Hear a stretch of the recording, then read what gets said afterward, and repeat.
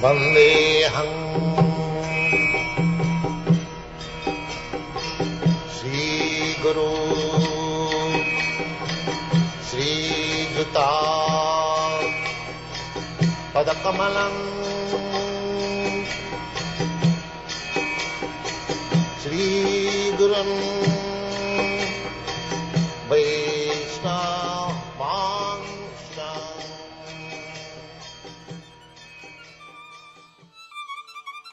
18e chapitre.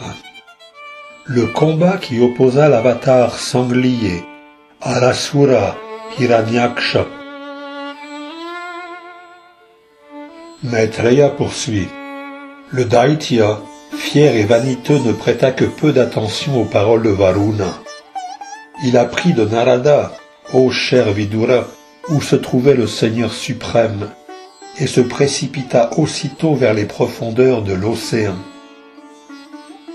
Là, il vit le tout-puissant Seigneur souverain, dans la forme de l'avatar sanglier, qui soulevait la terre du bout de ses défenses, et dont les yeux rougeoyants privaient l'asura de sa splendeur.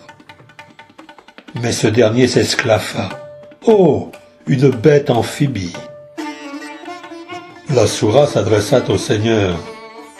Ô toi, le meilleur des dévas qui a revêtu la forme d'un sanglier, écoute-moi.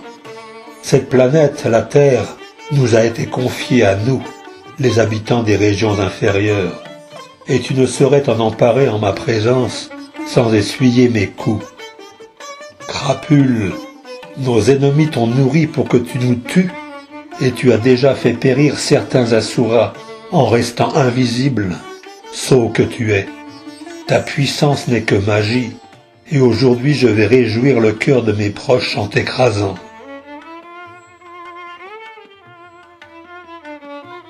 L'asura poursuivit.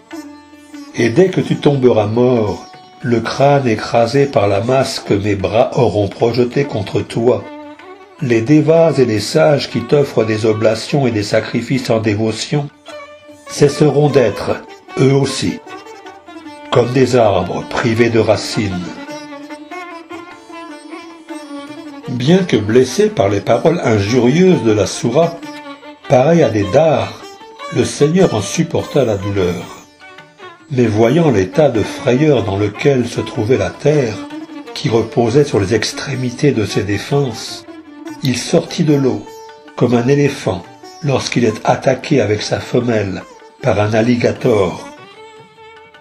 L'asura, dont la chevelure était d'or et les crocs terribles, se lança à la poursuite du Seigneur, alors que celui-ci sortait de l'eau, tout comme un alligator donnerait la chasse à un éléphant. Rugissant comme le tonnerre, il dit « N'as-tu pas honte de fuir devant un adversaire qui te met au défi ? Il n'y a donc rien de blâmable pour les créatures qui ignorent la honte. »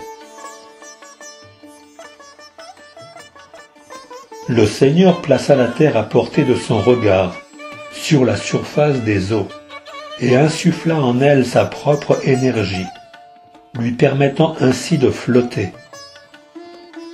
Tandis que l'ennemi se tenait à proximité, observant la scène, Brahma, le créateur de l'univers, exalta le Seigneur, et les autres dévas firent pleuvoir sur lui des fleurs.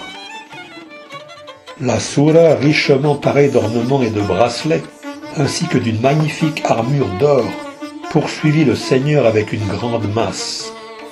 Le Seigneur toléra ces paroles blessantes, mais en guise de réponse il lui exprima sa terrible colère. Le Seigneur souverain dit « Nous sommes effectivement des créatures de la jungle, avides de chasser les chiens de ta sorte. L'homme libre des chaînes de la mort ne redoute nullement les discours inconsidérés auxquels tu te livres, car tu es lié par les lois de la mort. Il est vrai que nous nous sommes appropriés la responsabilité des habitants de la Saatala, et ce sans la moindre honte. Mais bien que menacés par ta puissante masse, nous allons rester quelque temps ici dans l'eau, car ainsi confrontés à un ennemi de taille, nous ne voyons pas où nous pourrions aller. Tu es censé être le chef de nombreux fantassins. Que ne prends-tu dès maintenant des mesures expéditives pour nous renverser? Mets fin à tes discours insensés et dissipe l'inquiétude de tes proches et amis en nous faisant périr. On peut être fier, mais celui qui manque à sa promesse ne mérite pas de siéger dans une assemblée. Shri Maitreya dit, mise au défi par le Seigneur souverain, l'Asura entra dans une grande colère. Il s'agita et trembla de rage, comme un cobra qu'on a provoqué. Sifflant d'indignation, tous ses sens ébranlés par la colère, l'Asura se précipita vers le Seigneur et lui porta un coup de sa puissante masse. Le Seigneur, cependant, esquiva d'un léger mouvement latéral le violent coup de masse porté vers sa poitrine par l'ennemi. Tout comme un yogi accompli échapperait à la mort. Le Seigneur souverain manifesta alors sa colère et se précipita à la rencontre du monstre, qui, se mordant la lèvre de rage, reprit sa masse et l'agita à coups répétés autour de lui. Le Seigneur asséna alors un coup au côté droit du front de l'ennemi. Mais, habile au combat, ô noble Vidura, l'Asura parvint à se protéger grâce à une manœuvre de sa propre masse. C'est ainsi que le monstre Haryaksha et le Seigneur, l'être souverain, échangèrent des coups de leur masse formidable, tous deux enragés et cherchant la victoire. Une rivalité profonde opposait les deux combattants.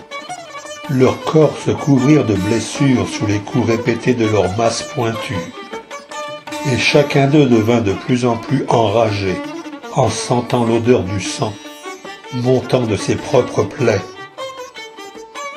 Dans leur ardeur à vaincre, ils eurent recours à diverses manœuvres, et leur duel semblait être celui de deux puissants taureaux, luttant pour une vache.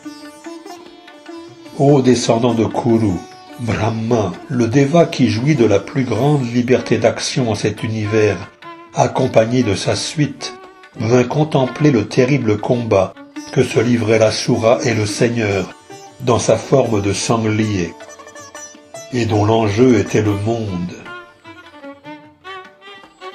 Arrivé sur les lieux du combat, Brahma, le maître de milliers de sages et de spiritualistes, put voir l'Asura, qui avait acquis une puissance sans précédent, telle que nul ne pouvait s'opposer à lui.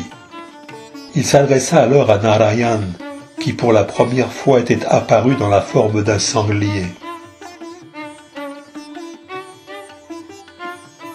Brahma dit, « Cher Seigneur, cette Asura s'est révélée être une gêne constante pour les Devas, les Brahmanas, les vaches, ainsi que pour tous les innocents, dénués de toute faute, et demeurant toujours soumis à tes pieds pareils au lotus.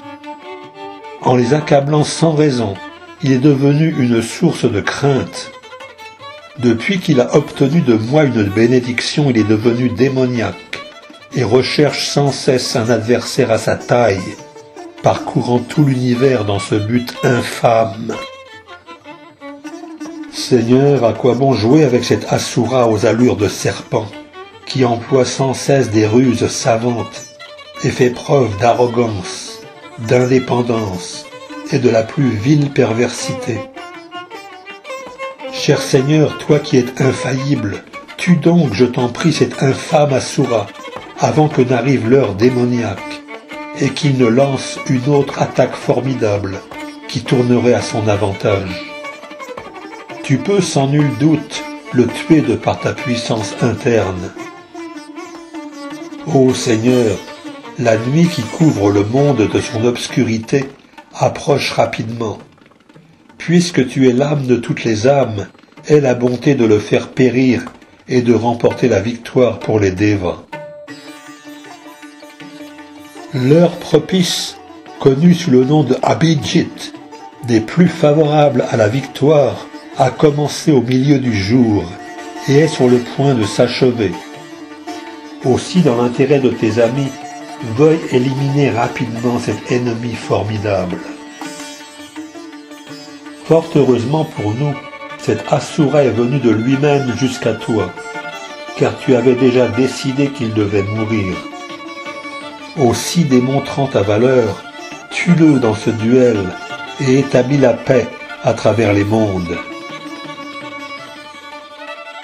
Ainsi s'achève le 18e chapitre du 3e chant du Srimad Bhagavatam, intitulé « Le combat qui opposa l'avatar sanglier et l'asura Hiranyaksha ».